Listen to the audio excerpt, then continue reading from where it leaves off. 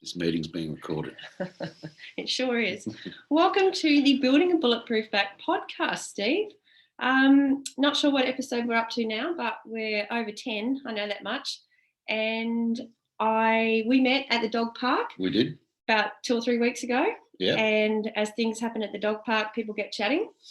And you mentioned your back pain, and I really loved how you were talking about it and thought you've got to come on the program. So it's 7:05 on a Wednesday morning, cold outside in Margaret River, and this man's got out of bed to come and share his story, and it's a great story, and yeah, I really appreciate you doing that. And just so that the listeners get a bit of a background for who you are and what you do, fire away. Okay, tell us who you are. My name's Steve. I'm 59 now, and currently my new, I guess, life skill is I'm a baker from home now. Home baker? Home baker. What do you bake? I bake sourdough bread, baguettes, Where is balls it? and Where is sandwiches. it, Steve? Over in Man Street. Fair enough. Great. So, and the reason I did that was because I couldn't get a job. Right. Because of the back or other things? I think after asking questions at a couple of union places, and I managed to speak to a lawyer from a union organisation near Perth, and asked him about whether the insurance companies can give out personal information to people, to potential employers. He said, yes, they do. Right. So we'll get to this bit. So you were concerned that your past back injury would affect your future employment. My past back injury did, or my workers' compensation claim did, yes. Okay. All right. So let's backtrack. Let's get into telling us about how you hurt your back in the first place. Okay. It was a very rough day, and we were transferring from a work vessel to a production platform for oil and gas. So you're on a boat. I'm on a vessel, open deck, Okay. open stern. Yeah. And the method of transfer that day was a piece of knotted rope. And I was preparing to cross over, and the vessel fell away in a rather deep trough, and I wasn't quite set. So I had to struggle to get up onto the deck that wasn't underwater. And as it turned out, I popped my disc in between my T7 and T8. Yeah, so that was part of what I really, what was interesting about your particular injury. It was a thoracic disc, Yes. Which is quite hard to hurt, but in that mechanism where you get a big jar from above or below, it can happen, hey? Yeah, so it ended up rupturing as well. Yep. And how did it feel in your body? What was that like? I felt like I'd done something seriously wrong, because I walked up a few stairs and I was having trouble breathing and thought, geez, that doesn't feel too good. And then over the course of the day, it became apparent that something wasn't quite right. I had a big cramp around my chest, and couldn't take a full breath in and couldn't exhale completely. Wow. What an awful feeling when your breath's affected. It anxiety inducing, isn't it, when you can't get a full... As well, thinking, well, what's going on here? Yeah. And they medevaced me, and then my journey began. Okay, so have a sip of your coffee if you want. So how long ago was this, Steve? Are we talking a few years ago? 2008. Okay, so we're 21, about 4 years ago. And so what happened? 14. Oh, 14. Geez, my maths is pretty poor. Okay, so what happened from there? Well, various medicos. I went and saw my own doctor, which you're entitled to do on the workers' comp. Yep. But you also must attend a doctor of the insurance company's choice. Yeah. And, well... Were you given different advice from the insurance doctor versus your doctor, or were they all sort of agreeing? The insurance doctor never gave me any advice. Right. He was just assessing. He was just assessing. The first assessment, he seemed to be, I guess, sympathetic. But the second assessment, he was rather rude and abrupt, and I ended up writing a letter to him and telling him what I thought of his diagnosis. Did that make you feel better? It did, and I copied in my human resources department as well. Yeah. So it sounds like it became, well, a thoracic disc is always going to take time. Yes. And when you're in the workers' comp situation and any injury takes time, there starts to be, I guess, a mounting pressure to get better quicker. Did you feel that was what played out? It was more that because I was part of a small team, Yeah. and the loss of my experience there created problems for them. Oh, okay. So you felt that pressure. That Oh, you let the team down. There was that pressure. There was the pressure of not being believed. Okay. There was also, I went back to work and re-injured or upset the injury again by climbing a long ladder up to a different platform, and then the cramps came back. Okay. So then it was like, well, this is pretty serious. We need to do some more assessments. And one of the doctors I saw was a pain management specialist in West Perth. Thank goodness I didn't have to pay for all of those appointments. He pretty much said to me, there's nothing I can do for you. Get yourself a lawyer. Good luck. Right. Nothing he could do for your pain is what he was saying? Nothing. They couldn't do anything for the pain except injections, which I was not interested in. Or I think he was a surgeon. Okay. I think he did both sorts of disciplines. So you're trying to establish if there was a surgical way out. Yeah, and because of the position of it, the intercostals with the ribs, I said we cannot do anything because we'll do more damage than and just good luck. Yeah. Pretty much. Yeah. And how did that affect you? That affected me. Then I really understood that I was kind of on my own. Wow. So what did you do then? Went and saw. I ended up with a very good physio who's located in Margaret River, and he is very handy with needles. Yeah. And locating the nerve. Yeah, let's give him a shout out because he's worth a shout out. Well, John McTaggart's his name. Tags. Yes. Bit of a local legend, isn't he? He is. Yes. And and he could locate the particular nerve that was being impinged. Yeah. And his description of how it worked was that nerve can only deal with one input at a time. And when he stuck a needle in it, it forgot about the muscle squeezing it. And I got relief over the next several hours. Cramps reduced, headaches were gone. It was pretty good. Relief, yeah. But in saying that, I was getting that treatment for the cramping, which caused the pain. And because I didn't want to take the anti-inflammatories. Okay. And so by not allowing the doctor to prescribe me anti-inflammatories, the insurance company were led to believe, and also their doctor, that there was nothing wrong with me. Oh, wow. Because I didn't want to take their drugs. Yeah, okay. And what was the reason for you not wanting to take their drugs?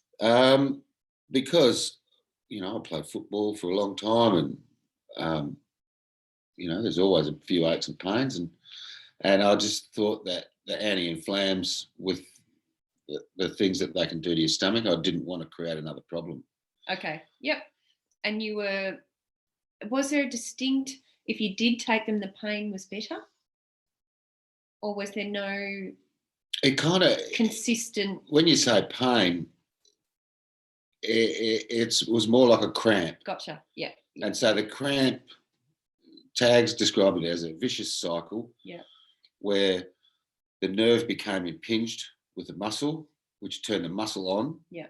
which impinged the nerve even more, which Yeah. spread the cramp. Yeah. So it would go up the back of my neck and to my head Yeah. and right around my chest. And it's almost like your body with that cramping was freezing you or stopping you from moving, because in its wisdom, it probably knew that if you did, there could be potential for more damage. Mm. So it's kind of the body's clever in how it breaks us or stops us until such time as it feels it's ready for you to start moving again. Yeah. So how did you start getting to move again? I went and saw Debbie White at Tonic Right, Pilates. let's give Debbie a shout out too. Debbie gets a shout out.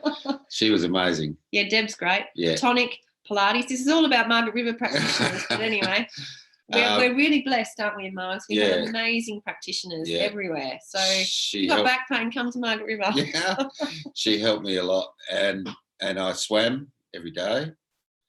But there was always the insurance company at me.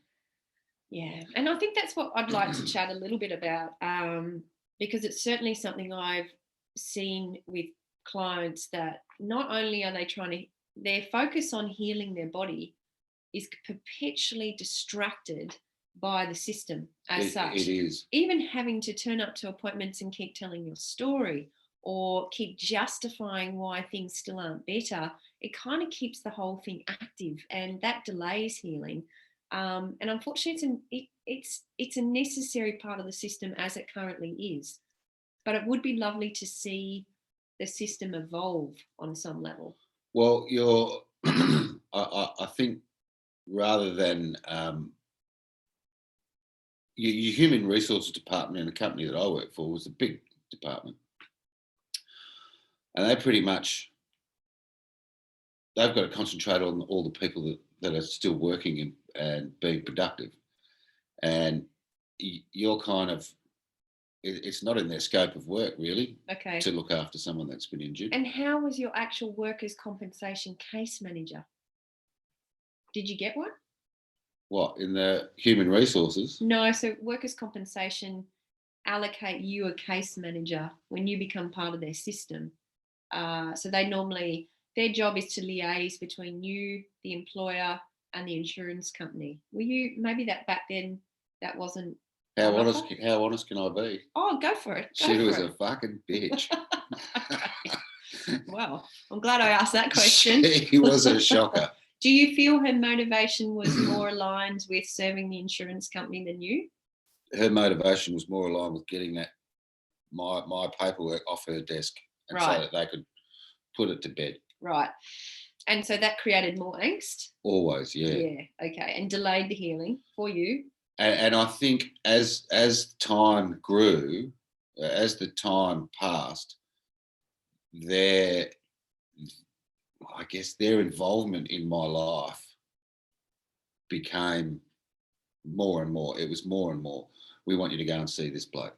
You have to drive to Perth. And it's like, man, I've got to sit in the car for 3 hours and get there, and I'll be cramped up when I get there, I know. Yeah. And then I would take those anti-inflammatories. Okay, just when you needed them for those things. Yeah, for those sorts of things. But then you probably felt compromised that you were being put in a situation where you actually had to take pills just to jump through the hoops that they needed you to jump through. Jump through their hoops, yeah, which is a good analogy, jumping through hoops.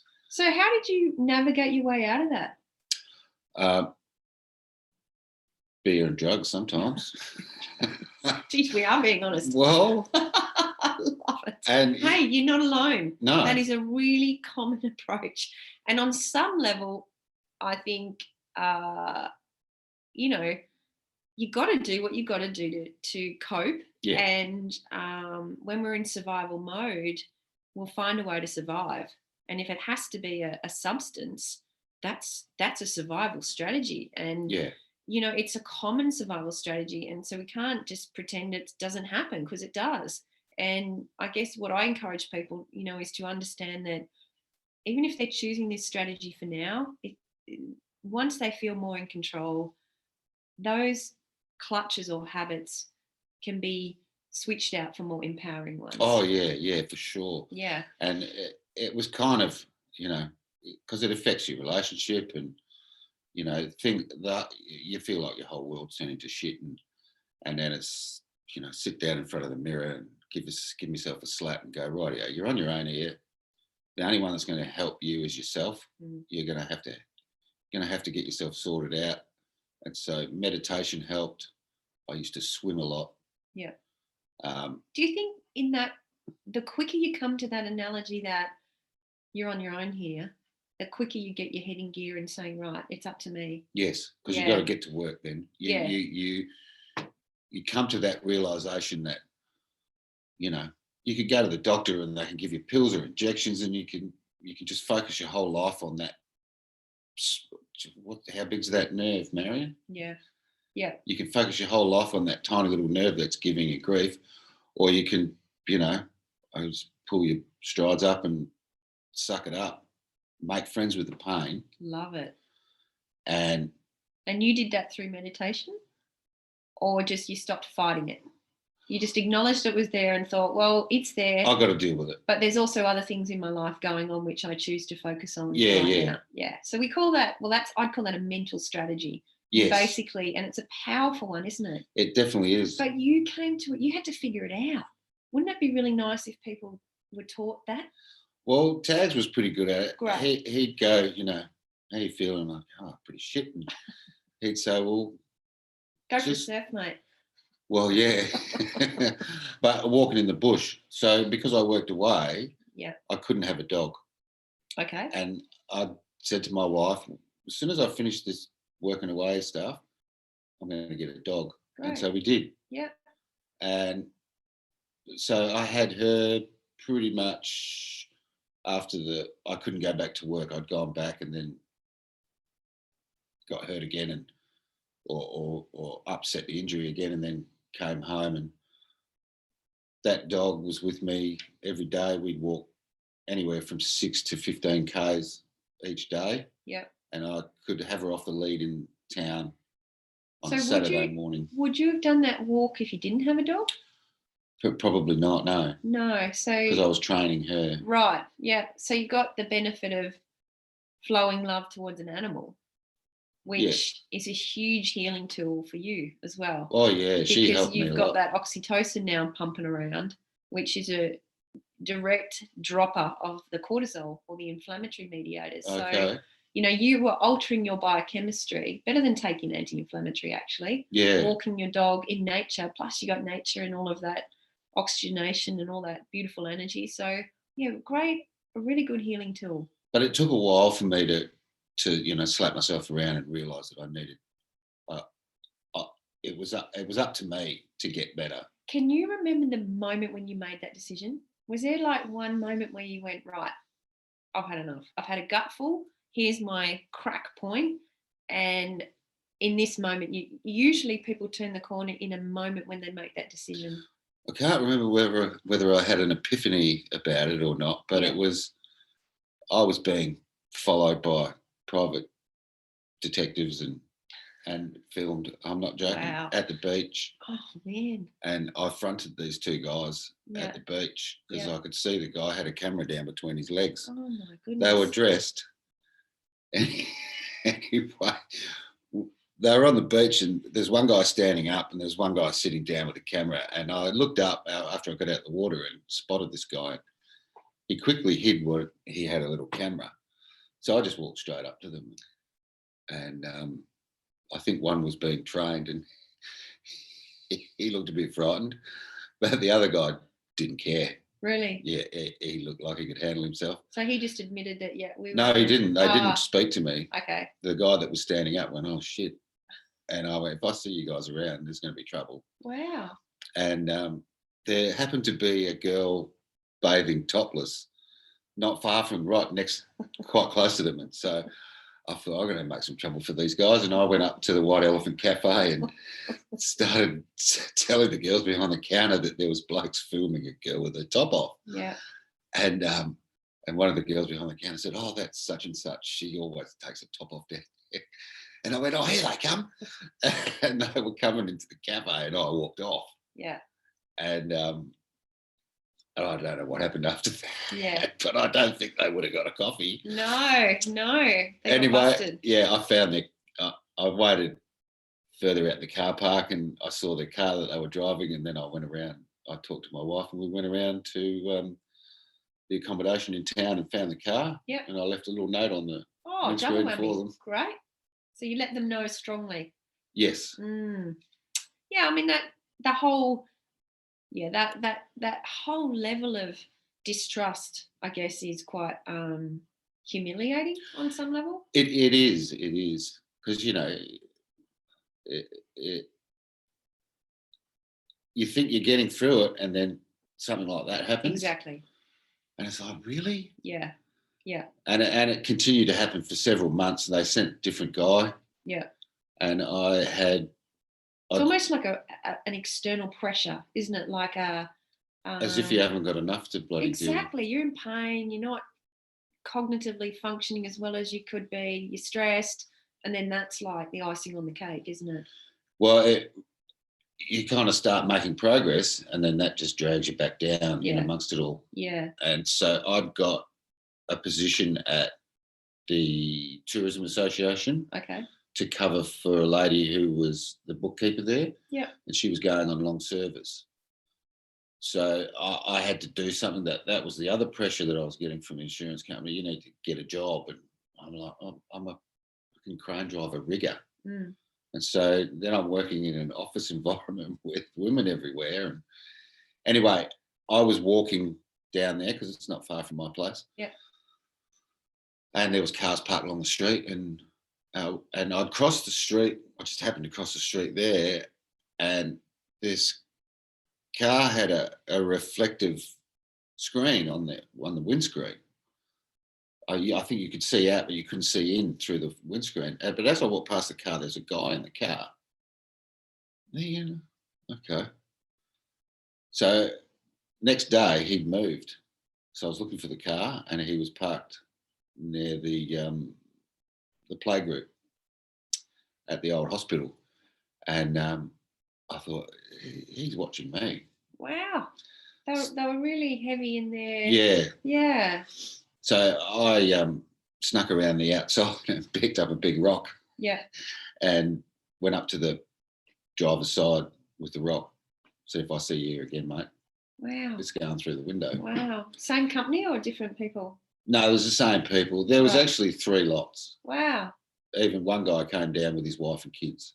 Yeah. For a bit of a holiday, and his wife was filming at the beach. Gosh. And I just thought, man, this is ridiculous. Wow. They were really aggressive in their attempts to, I think that was the time, though. That a lot of that used to happen. I'm actually sure if it does still happen, but well, I rang the police. Yeah. And what I are your talked to the rights in sergeant that here. situation? They actually have to tell the police that they're here. Right. In case, I guess, in case something happens.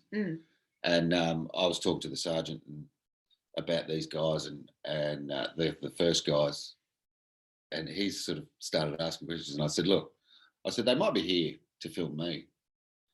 He goes, what's your name? And I told him. He goes, they are.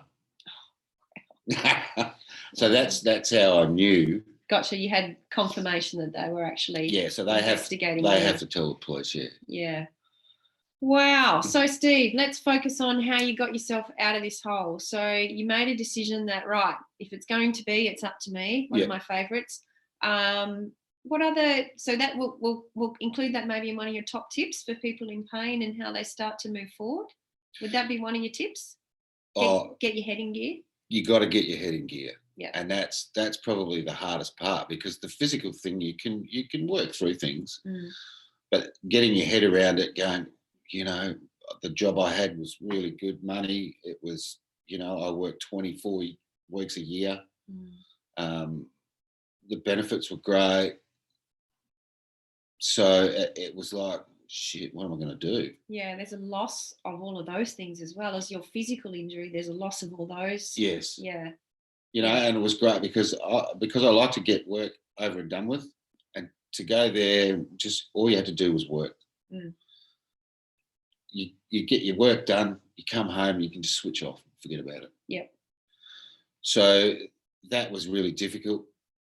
I guess once I started getting in the zone with the swimming, and and increasing my distances and stopping the dog from climbing on my back and scratching me In the water. in the water. It's a ripper. Yeah. You know, acceptance. Okay. And acceptance of what particularly? Acceptance that you've been injured and that bit of you is not going to be the same ever again, probably. Well, can we say possibly? Well, possibly. Like today, because healing is, or my belief is, healing is unlimited. You will get when better. When we start to cap it, we actually limit it. So I like just to take the approach. Look, I'm not sure how much better this thing could get over a lifetime if I keep doing all the right things. So it will get better. It'll take time, yeah, for sure. But acceptance that it is a process. Yes. And you need patience. You do. And you need a bit of daily persistent focus on it. Because if you don't focus on it, it gets lost in the rest of your life. And then what I observe is people get it, say, 80% better. And then they almost seem happy with that 20% because it's so much better than it was. They just accept that 20%. And I think, man, just keep going a little bit longer and get rid of it for good. Yes. And that's probably the thing that I haven't done is kept up with Pilates. But I do swim. Great. I swim pretty much every day when I can. Yeah. When I'm not getting up at 1 o'clock in the morning baking bread. Yeah. But yeah, I guess the three things is you have to come to the realization that you're on your own. Right. Yep. You have to, and along with that, get your mind right. Like they said in Cool Hand Luke, you got to get your mind right. And once you get your mind right, and then do a bit of meditation or walk in the bush and start enjoying life again. And put that aside.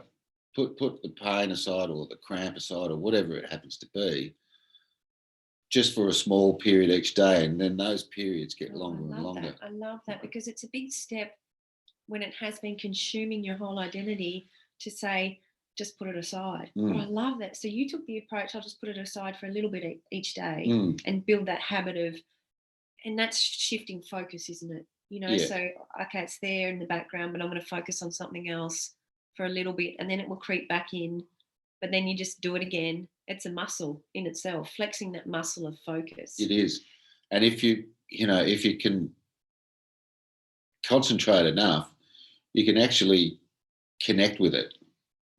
I found that I could connect with that nerve and just maybe get a little bit of a response from it. You could talk to it. Tell it to try and let go a little bit. I love it. Because it was the nerve was getting impinged by the muscle. Yeah. And then it just kept getting worse and worse. And then I found that I could, give myself a long neck and go. Basically, breathe into it and just sort of let go. Tell it to, and use the words let go to the actual. That's a really powerful tool. But that was reading books on meditation and that's one of the hardest things I've ever done is try to meditate. What technique did you use? The technique I found the easiest was the 4 breath in. Okay, tell us about that. Like box breathing.